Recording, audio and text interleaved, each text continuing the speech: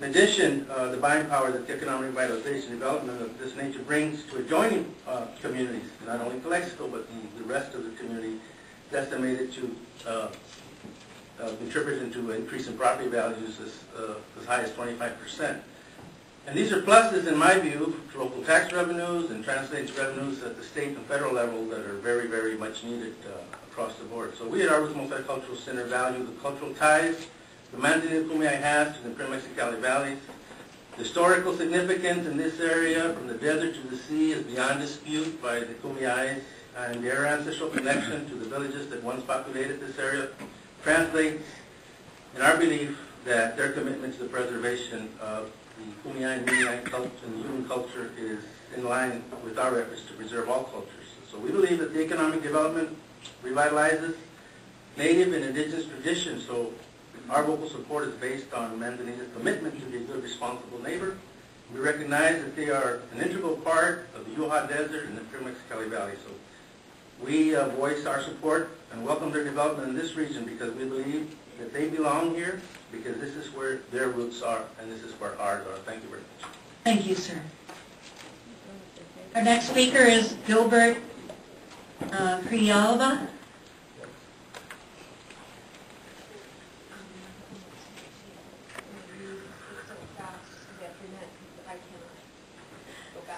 Our court reporter asked if our speakers would speak a little slower. A little slower, okay. My name is Gilbert DeAgua, and I'm a resident of the city of Calexico, past mayor. My current address is... I'm not here to speak on the merits of this particular project as far as the impact of economic development and such. You know, that argument is going to continue, and there's a moral decision that has to be made as the time goes. The photos of the project site are a little bit outdated.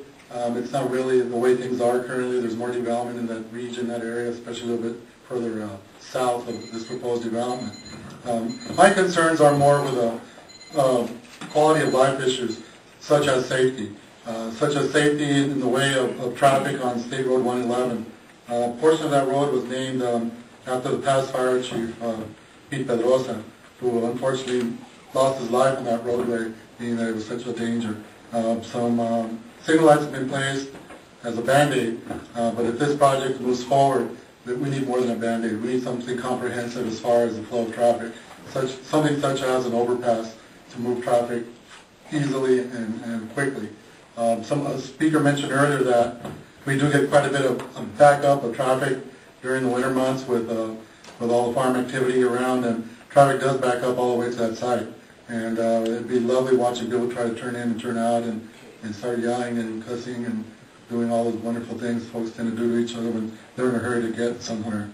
So my real concern is the safety as far as the traffic there. We have lost not only Chief Pedrosa, but Mrs. Villalpando and other families that have lost loved ones on that road, and it's something that's really serious to be considered. Another concern that I just wanted to share was that I think the negotiations are far too little, that the city has been taking advantage of. $2 million really isn't sufficient for what it will be needed in the community. We do need quite a few facilities within the community. We need parks, we need libraries, fire station, police stations. I heard maybe that was going to be addressed, but I think we need more than one. Also, there will be an impact financially as far as if that 200-unit hotel development does get built, in that the city will lose their transit tax, which is approximately 10% at this time. So that is a major impact. So I really feel that the fee that's been negotiated is way too small, and they need to take another look at it. Indian tribes have negotiated building schools, building other medical clinics, and other things in other communities. We should take a look at that also currently. Thank you. Thank you, sir. Our next speaker is David Groesbeck.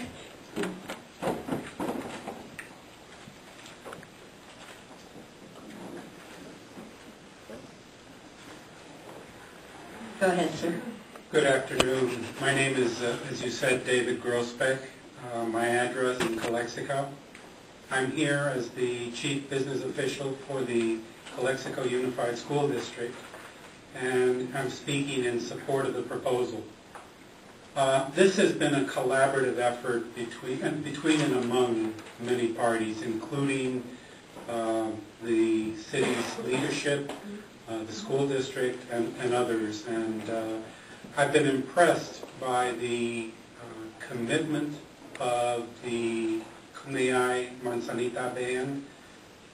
They have deep roots in Calexico, and that's exemplified by their participation in the New River Project, which is something that is very important to the well-being of our community.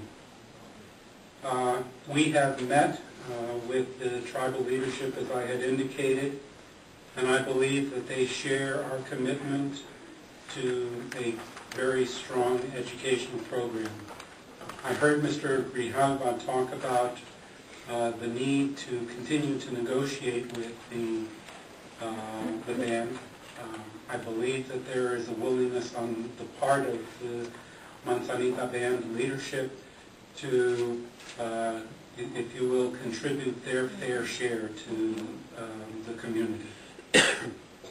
There are, as has been stated before, potential economic benefits to a depressed area in Calexico, and the Imperial Valley falls in that category. And I would urge the group to approve the proposal without delay. Thank you. Thank you, sir. Frank Joswiak? Very good. Thank you. My name is Frank Joswiak, J-O-Z-W-I-A-K. I'm an attorney for the Kusan Indian Tribe of the Fort Yuma Reservation. I just want to go to the real purpose of this meeting, which is a scoping session for the EIS. And under the regulations, under NEPA, the EIS should include a hard look at economic impacts of the proposal. And on behalf of the Kusan Tribe, we believe that there will be significant negative economic consequences for the tribe as a result of this proposal that should go through. And we ask that the draft EIS pays special attention to how it might impact the economics of the tribe, of the Kusan Tribe.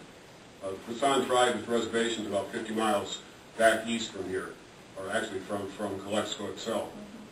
The tribe is currently running two casinos on its reservation, on trust lands on the reservation. The reservation, which was created in 1884 by executive order.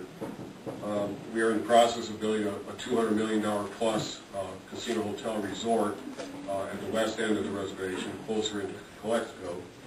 That's currently under construction. It's on tribal trust lands.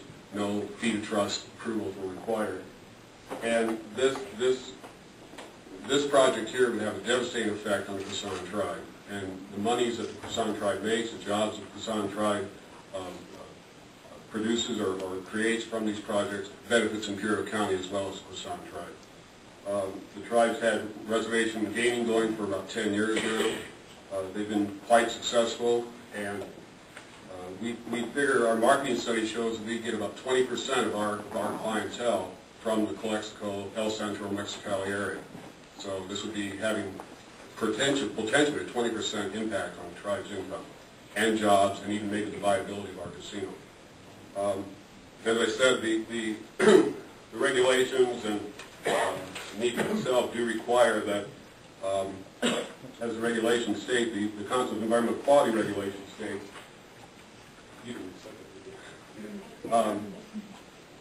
says when an environmental impact statement is prepared and economic or social and natural or physical environmental effects are interrelated, the environmental impact statement must discuss all these effects on the human environment, including the economic effects.